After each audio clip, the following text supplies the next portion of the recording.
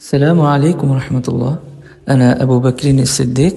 أنا المعلم المساعد الجديد في تدريس اللغة العربية في صراط المستقيم Islamic Academy. আজকে আমরা শুরু করব লেসন প্ল্যান 4 আদ-দারসুর রাবি'আ, চতুর্থ অধ্যায় হুইয়াতু উসরাতি, আমার পরিবার পরিজনের পরিচয়।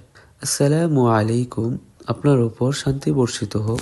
ওয়া আলাইকুম আসসালাম, আপনার উপরও শান্তি বর্ষিত হোক। হাযা ওয়ালিদি সালমান, ইহা আমার পিতা সালমান। আহলান ওয়া সাহলান, স্বাগতম স্বাগতম। হাযিহি ওয়ালিদাতি খাদিজা, ইহা আমার মাতা খাদিজা। আহলান ওয়া সাহলান, স্বাগতম স্বাগতম। ওয়ামান হাযা, ইনি কে? হাযা আখি খালিদ, ইহা আমার ভাই খালিদ। আহলান ওয়া সাহলান, স্বাগতম স্বাগতম।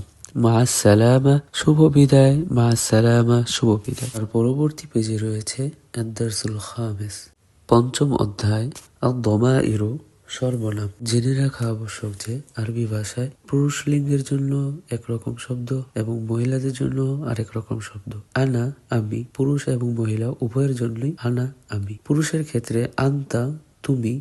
মহিলার ক্ষেত্রে আনতি, তুমি। পুরুষের ক্ষেত্রে হুয়া, সে। মহিলার ক্ষেত্রে হিয়া, সে। তার পরবর্তী পেজে রয়েছে ইকরা ওয়াক্তুব, পড়ো এবং লিখো। রেড লাইনে রয়েছে মান আনতা, তুমি কে?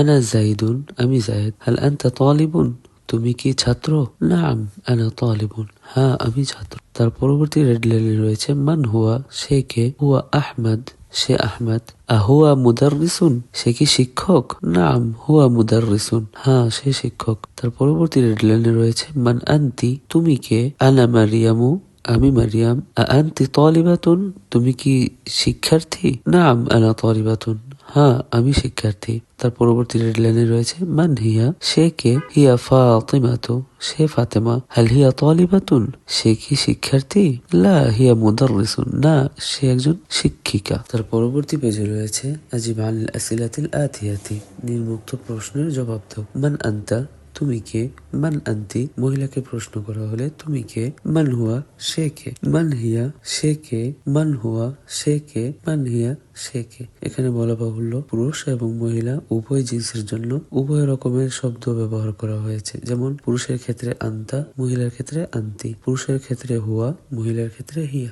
আসসালামু আলাইকুম।